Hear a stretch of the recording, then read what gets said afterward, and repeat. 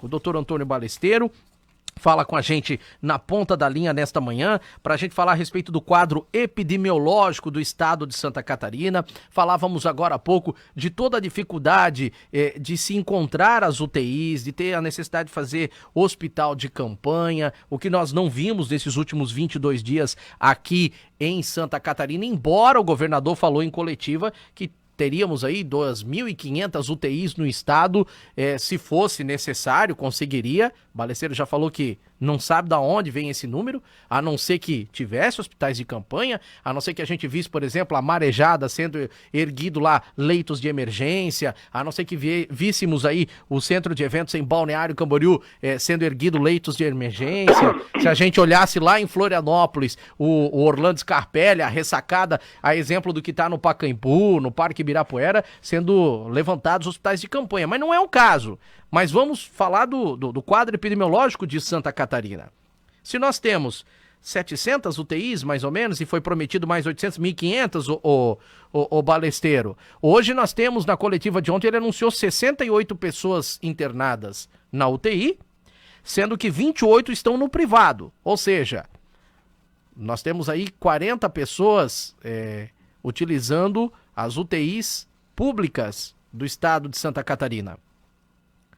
Para 700, que você falou que a gente poderia ter aí num primeiro momento, nós estamos longe desse quadro epidemiológico apresentado pelo Ministério da Saúde, de ter que ter um isolamento social, não é verdade? Na realidade, um consultor não trabalha com achismo, trabalha com fatos. Sim, né, com matemática, dados. né? Tudo que eu trabalho é com indicadores e com o que ele fala, né? Poxa, só que eu sou muito atento ao que ele fala. Tá? A todos os números. Você sabe que eu sou chato com números, né? Então, se você falou que a primeira entrevista que ele deu, uma semana depois, nós já temos 801 UTIs. Eu até comentei contigo, falei, olha, só tem essa forma, tem 801 nesse momento. Você só tem 450 que são SUS, poxa. Tá. Que eu sei. Mas vamos lá. Temos as 700, então, né? Vamos supor que agora tem 700, é isso. Então, se você tem 700... Você precisa de um número mais amplo de UTIs, é óbvio. Claro. Tá? Agora, a discussão maior, você não tem indicadores precisos com relação a isso. Tá. Quando você fala numa semana que você precisa de 1.500 UTIs, foi falado. Na outra semana você fala que precisa de 2.500, é uma discrepância muito grande. Tá certo? É quase então, o dobro. Muito grande. Então eu vejo que está se trabalhando numa situação de falta de uma coisa mais concreta. Por isso que eu disse para você que o Ministério da Saúde deveria, aquele negócio do terror, eu comecei falando sobre o que é terror, né? O terror aterroriza todos, até os governantes, por vezes. Sim. É por isso que era importante o Ministério da Saúde ter editado, normatizado os isolamentos, as ferramentas de trabalho, as ferramentas basicamente é isolamento, tecnologia, né? Tá? Antes. E os condicionantes para isso. Até para os próprios governadores, prefeitos até, poderem se sentir mais seguros e falar, olha, não é bem assim, né? Para poder caminhar, porque vai ter um momento de fazer. E agora, em abril e maio, você vai ter curvas grandes. Você está falando sobre UTIs e sobre questão epidemiológica. A gente não pode deixar de falar sobre educadores populacionais, Marcos. Nós estamos chegando no outono e inverno, estamos no outono, tá? Outono é época de doenças sazonais, de outono e inverno. Você tem a H1N1, que é a cepa mais viral da gripe. Sim. A gripe, ano passado, teve... 1.109 mortes. E a H1N1 quase 800. Pois é a sua cepa viral mais agressiva. A H1N1 teve 3.470 contaminados. A gripe, obviamente, se você seguir essa proporção, né? Claro. Teve 20% a mais, 30% a mais, muito mais. A gripe é muito mais, né? Lógico, você nem faz a contabilidade. Vamos ser sinceros. Você também tem o sarampo, que estava erradicado antes de 2019. E voltou. 20 mil casos no passado, voltou. Está epidêmico esse ano. Tá? Não vamos nem falar da dengue, né? E a febre amarela, né? O ano todo. Só que não são sazonais, de inverno, né? Mas a febre amarela também não é sazonal de inverno. Mas elas estão aí, principalmente a dengue, 1,5 milhão de casos em 2019, já é epidêmica esse ano, já é de ano todo. Você falou da febre amarela. Então, isso afeta a questão epidemiológica. E olha, populacional, cara, olha que coisa interessante, Marquinhos, Dona Maria, seu João. Nós temos a 5ª população mais idosa no mundo, Marquinhos. Quase 30 milhões de idosos. Nós temos 60 milhões de doentes crônicos não contagiosos. Será que idosos e depois doentes crônicos não contagiosos são os principais afetados por essa doença, Marquinhos? Olha só. Então você tem um quadro epidemiológico que começa a se agravar agora muito complexo. Paralelo a isso, você tem números, me parecem, nem tão confiáveis assim, ou talvez muito pouco confiáveis por parte do Estado. Você tem poucas UTIs e não está fazendo hospitais coronavírus e precisaria aumentar. Então eu vejo muito complicada essa história. Olha, eu vou falar uma coisa para você. Me parece que segunda-feira, até por uma questão, o carro não pode ficar parado muito tempo, senão o motor não funciona nunca mais, né? Você tem que voltar porque a economia vai entrar em colapso. É uma boa analogia. E assim agora, obviamente, ele deve liberar... Só para concluir, Marquinhos, vamos lá. Concluir ainda, então vai entrar em colapso. Mas olha só, há uma grande possibilidade de você sair do isolamento social horizontal, seja amplo, sei lá qual seja, tá? E migrar para um vertical, apesar que você precisa ter indicadores, você precisaria estar fazendo exames para você ter esses indicadores de migração, né? Mas que migre para isso e rapidamente a gente voltar para o horizontal, viu, Marquinhos? Rapidamente, começar a subir demais os casos, né? Apesar que você não está fazendo exames, mas os casos, no caso, você vai, a situação em questão será de você ter uma ocupação de leitos muito ampla, tá?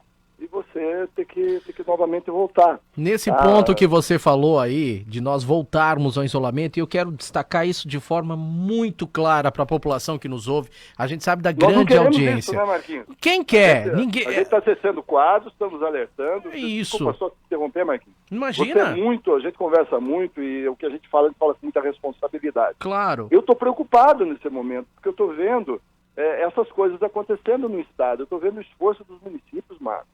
A gente vê o esforço da prefeita Nilza, do Fabrício, o prefeito Hermes. Eu já estive em Porto Belo, tem muito menos condições, rapaz.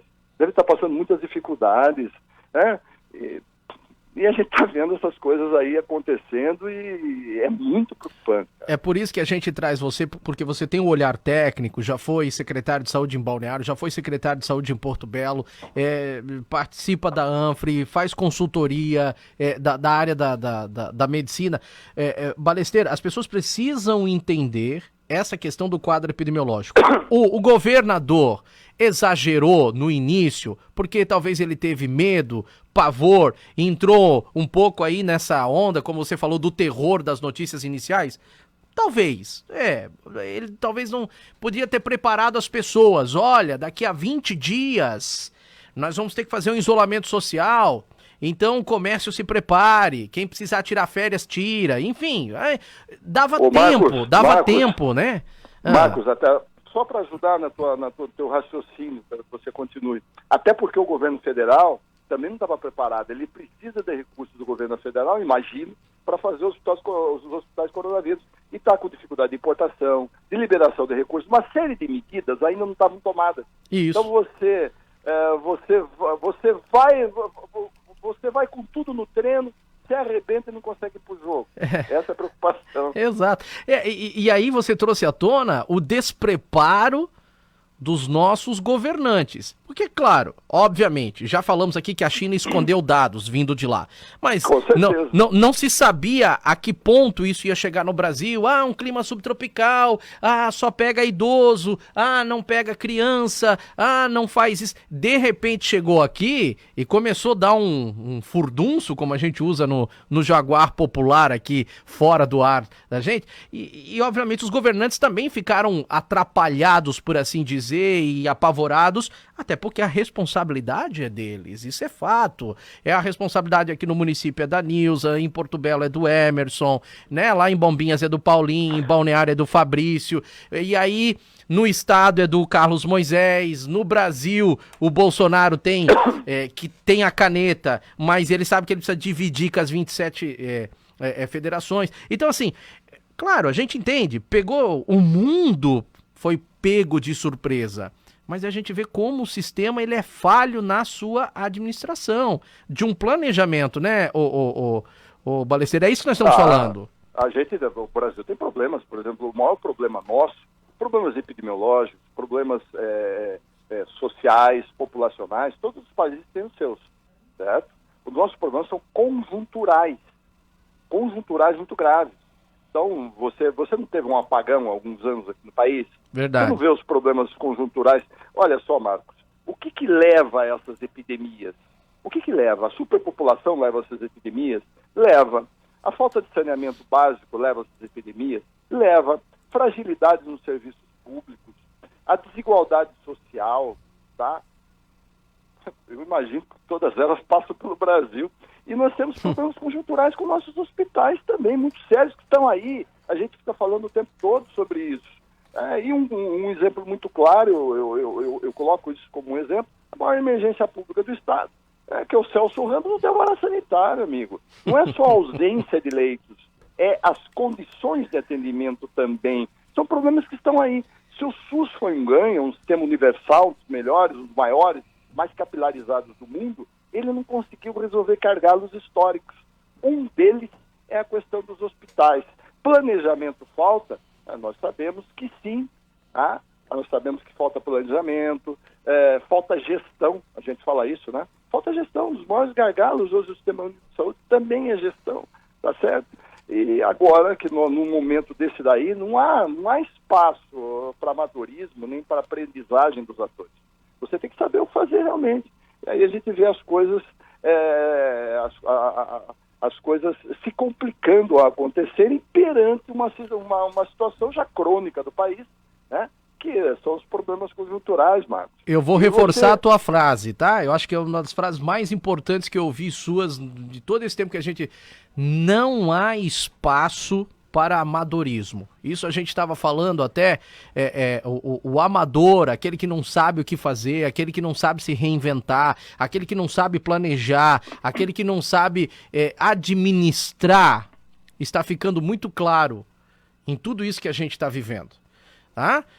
Coisas amadoras de prefeitos querendo ir contra decreto de governador do estado, entenda pelo menos de improbidade administrativa, sabe, ô Balesteiro? São coisas assim que, olha, uma das maiores frases que eu ouvi vindo da sua boca, de tanta sabedoria que a gente ouve do seu conhecimento técnico: amadorismo, não há espaço pro amador. E a gente vê tanto amadorismo nos governos, seja eles municipais, estaduais, federais, e aí cada um faz a sua analogia, porque tá aí, fica muito claro de você diagnosticar quem tá sendo amador, quem não tá sendo. É como você falou, os prefeitos estão fazendo da tripa ao coração, né? E num ano complicado, que é um ano de eleições, hein, meu amigo? Um ano político, um desgaste que inevitavelmente vai vir, e vai estourar, a doença vai estourar na porta dos prefeitos, rapaz. Mas não tenha dúvidas. Eu vejo, olha, não tem como você não tiver sensibilidade de ver o esforço da Nilza, do Fabrício, do Emerson, do Paulinho. Não tem como não ver, né, cara? Poxa, os caras estão fazendo o que pode, o que não pode, um pouco mais. Mas está faltando isso. Eu vejo, eu procuro me colocar na posição do governador do estado, mas num primeiro momento, quando saiu aqui o isolamento horizontal no estado, eu comentei com você. Sim. Eu falei, olha, eu não vou falar isso, vou aguardar porque eu não tenho indicadores, mas é um erro. Na minha opinião, eu continuo achando. Depois eu escrevi sobre isso. Todas essas ferramentas, em especial essas mais severas, todo remédio, quanto mais severo, ele tem mais efeitos colaterais. Por que você não usa cloroquina para todos? Porque provoca problema no fígado, no rim, no coração. Você pode curar o doente, mas matar ele toda a doença. Cura de um lado e mata do outro. Isso. Então você tem que saber como utilizar. O Mandetta, que é muito inteligente, o que ele falou? Olha, agora estão com os médicos. Mas lembrem, CRM do médico. O que significa isso? Se o médico errar, ele pega um processo na espinha, né, amigo? Exato. Lógico. A coletiva dele ontem foi fantástica, quando ele falou sobre essa... Muito. A gente até comenta isso. A partir do momento que um paciente está sob atendimento médico, a responsabilidade é do CRM do médico. Exato. Entendeu? Então, por isso que ele é o Conselho Federal de Medicina. Exato. Que normatiza esse tipo de situação, né? Exato. Poxa, entendeu? Mas olha, Então você tem que tomar muito cuidado com essas coisas, tem que tomar muito zelo do que você age. E tem experiências passadas, Marquinhos. Eu estou lendo agora, um pouco mais, né, já tinha lido, mas estou me aprofundando na gripe espanhola de 1918. Para poder entender a época. E lá, o que você vê lá também trabalhava com curvas, foi utilizado o isolamento social horizontal amplo, o lockdown. Obrigado. Inclusive no Brasil. Né? O Hélio até lembrou, tem um presidente eleito que não assumiu porque morreu de gripe espanhola aqui no Brasil, né? E é o maior exemplo que você tem, assim, de uma pandemia mundial, matou 50 milhões de pessoas. Deus nos ajude, com certeza não chegaremos a isso, as condições são diferentes, né? Mas você se baseia. Mas, pô, nós estamos em 2020, poxa. Acho que essas experiências e as novas tecnologias e o mundo moderno talvez tenha trazido coisas, ingredientes para você ter um trato diferente, não igual, né? Para situações similares, né, Marcos? Bom, Balesteiro, quero te agradecer demais. Nosso bate-papo sempre é enriquecido de muitas questões técnicas, de muitas questões práticas também. Fica a orientação. Eu não quero, você não quer, mas nós criamos um quadro epidemiológico em Santa Catarina que ainda temos leitos disponíveis, o que não significa que a população pode afrouxar. Tem que continuar com a limpeza das mãos, tem que continuar com o álcool gel, tem que sair com a máscarazinha se possível, mesmo que for a caseira, chegue em casa depois, siga as orientações. Vai flexibilizar a segunda-feira? Eu acredito que sim. Você acredita que sim. Nós temos quadro epidemiológico para isso, segundo a portaria do Ministério, o governador falou ontem. Mas não adianta relaxar, porque senão nós vamos voltar, sabe-se lá, até para um lockdown, né? Na realidade, você tem que respeitar o adversário, tá? Eu fiz artes marciais durante um bom tempo, sabe? E a gente respeita o adversário, mas quem teme o adversário não consegue superá-lo, tá? O terror, o temor é um negócio muito, muito terrível. Você tem que respeitar.